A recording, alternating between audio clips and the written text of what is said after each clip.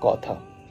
বাংলা ভাষা অনুযায়ী দু অক্ষরের এই শব্দটার মাহাত্ম্য প্রচুর। মন ভালো হলে কথা, মন খারাপ হলে কথা।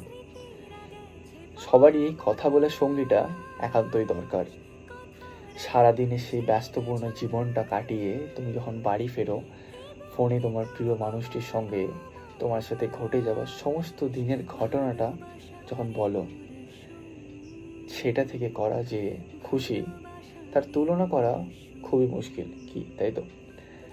আবার সবার কাছে এই প্রিয় মানুষটা থাকে না। তোমার কাছে যদি থেকে থাকে, তাকে এই ভিডিওটা পাঠিয়ে বলো তুমি তার কাছে কতটা স্পেশাল।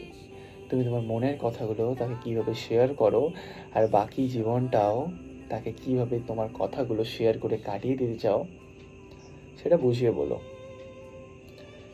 তাই বলি, কথা বলাটা একান্তই কাম্য।